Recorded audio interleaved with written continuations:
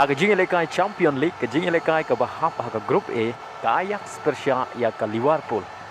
Haga minit ke basau PUR jong kani ke jingi lekai Muhammad Salah yo bat penkijar nengko nak ke benta ke Liverpool bat ya ke bol lapen bu dau Jordan Henderson.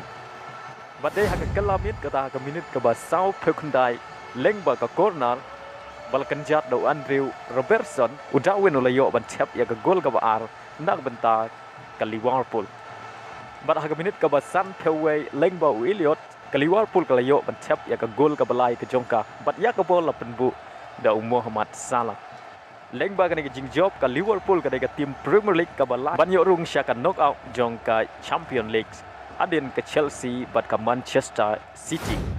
Aka way pat ke jing lekai ke bahap haga Group C ke Barcelona Persia ya ke Bayern Munich. Aga ni ke jing lekai ke Bayern ke layo ban penkijar ningkong tang ke minit ke basipeu leng ba Sadio Mane.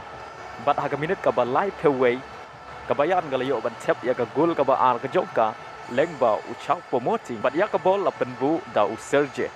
Shwa ban kut ke jing lekai ke ta ke minit ke bekendai peu plusan leng ba Benjamin ke Biang ke layo ban Thep ya ke gol ke balai ke jongka. Bat ya ke bol lapen bu Biang da Serge. Leng bang ke jing job ke Bayern ke layo ban rung syaka knockout stage kat ba ke Barcelona kam yo ban rung syaka knockout stage. Aga jing lekai ke bahap ke Group D bat kadai ke grup ke ba bah ban pentikina ki tim ban yo rung syaka knockout stage. Haga ni jing lekai ke Tottenham ke lai khai bat ke Sporting da Marsigol.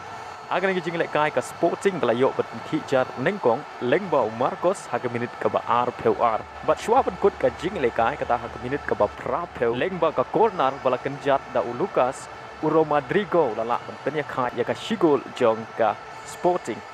Leng ba ni jing lekai ke Tottenham ke don haga kerdan ke ba Klidu jong ke mid ya kenpon kat ba ke Sporting ke don haga kerdan ke ba Henry kamlong ke besuk ban penting na ki tim ki ban rong syaka knockout stage namar ke poin ke ba kiyo ke jan Maria keju.